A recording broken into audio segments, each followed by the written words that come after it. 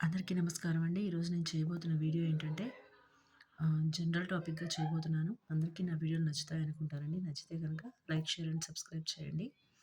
మీరిచ్చే likes and subscriptions నాకు నా వీడియోస్ ఇంకొంతమందికి షేర్ అయ్యే అవకాశం ఉంటుందండి. ఏదైనా వాల్యుబుల్ ఇన్ఫర్మేషన్ ఉంటే గనక నచ్చినట్లయితే కామెంట్స్ రూపంలో చెప్పండి.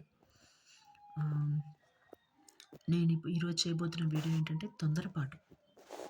అవునండి. ఈరోజు నేను చేయబోయే వీడియో తొందరపాటు. శ్రీమాత్రే నమః! శ్రీ గురుభ్యో నమః! ఆహ్, ఈ రోజుల్లో ప్రతి మనిషి, అసలు తొందరపాటు అనేది మొదలైందే మనిషితోనేమో అనిపిస్తుందండి. ఎందుకంటే ప్రతి ఒక్కళ్ళు చిన్న దగ్గర నుంచి పెద్దల వరకు అందరూ తొందరపాటు, తొందరపాటు, తొందరపాటు. ఎక్కడ చూసినా ఇదే కనిపిస్తుంది. పనిలోనూ కనిపిస్తుంది, మనుషుల మాటల్లోనూ కనిపిస్తుంది. వాళ్ళ వ్యవహార శైలిలో కూడా తొందరపాటు కనిపిస్తుంది. దీనివలన ఎంత మంచి జరుగుతుందనేది నాకు తెలీదు కానీ, అనర్థాలు మాత్రం చాలా ఉన్నాయండి. మాట తీరు సంగతి ఎలా ఉన్నా, చేతల్లో, చేష్టల్లో మాత్రం తొందరపాటు ఉండకూడదండి ఈ రోజుల్లో. ఎందుకంటే, ఫస్ట్ ఆఫ్ ఆల్ ఇప్పుడు చిన్న పిల్లల సంగతి చూసుకుందామండి. ఏంటంటే, ఇప్పుడు ఈ పిల్లలందరూను తొందరపాటుతో ఈ వీడియోలు కావచ్చు, లేదంటే ఆహ్, టీవీలో వచ్చే రకరకాల ఇన్ఫర్మేషన్‌కి సంబంధించిన ఏవో వీడియోస్ చూస్తూ ఉంటారు. లేకపోతే ఈ ఫ్రీ ఫైర్ వీడియోస్ ఇవన్నీ చూస్తూ ఉంటారు.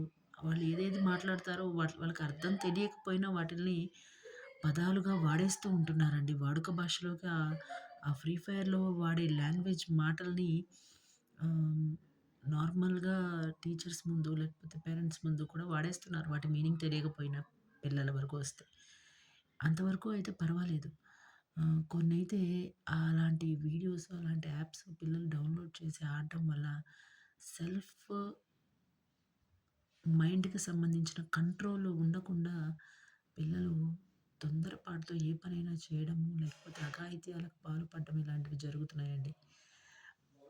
అలాంటి వాటి నుండి పిల్లలు దూరంగా ఉండాలంటే కొంత ఈ యాపుల్ని తక్కువగా యూజ్ చేయడం మంచిది. 10 ఏళ్ల కన్నా తక్కువ ఉండే పిల్లలు యూజ్ చేయకుండా ఉండడం ఇంకా మంచిది.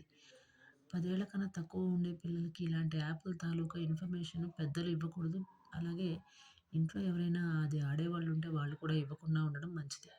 ఇకపోతే పెద్దల దగ్గరకొచ్చినట్లయితే గనక తొందరపాటు వీళ్ళ దగ్గర ఎలా అంటే గనక వీళ్ళు పాపం కొందరు ఇంట్లో ఉండే హౌస్ వైఫ్స్ ఉంటూ ఉంటారు. వాళ్ళ పనులు వాళ్ళకుంటూ ఉంటాయి. అది వేరే విషయం అండి. వాళ్ళేదో కొంచెం ఏదైనా ఆలోచించో, లేకపోతే కొంత ఆలోచించే సమయం కూడా వాళ్ళకుంటుంది. అరే! మనం పిల్లల్ని గబుక్కున ఒక మాట అన్నామే, అనకుండా ఉండాల్సింది.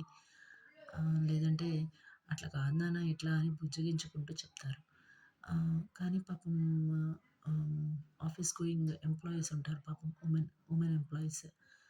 పాపం వాళ్ళకి వాళ్ళకుండే వర్క్ ప్రెషర్స్, వాళ్ళకుండే టైమ్ లిమిట్స్ పాపం వాళ్ళకి పిల్లలతో స్పెండ్ చేసే అవకాశం లేక పాపం టెన్షన్‌లోనో అట్లా పిల్లల్ని ఒక మాట అంటే, ఆ పిల్లలు కూడా పడడం లేదండి ఇప్పుడు. చెప్పాను కదా! సెల్ఫ్ కంట్రోల్ తక్కువగా ఉండటం మూలాన పెద్దలు కూడా పొద్దుగూకులు ఫోన్‌తోనే కనెక్ట్ అయ్యి ఉండటం మూలాన, లేదంటే సిస్టమ్‌తోనే కనెక్ట్ అయ్యి ఉండటం మూలాన పాపం సెల్ఫ్ కంట్రోల్ లేక, లేదంటే వాళ్ళకి రాత్రులు కొంచెం నిద్ర సమస్యలు, నిద్రభంగం ఇట్లాంటివి అవుతూ ఉండడం మూలాన చికాకులు, అలాంటి వాటి వల్ల పాపం పిల్లల్ని చూసుకోలేకపోతున్నారండి.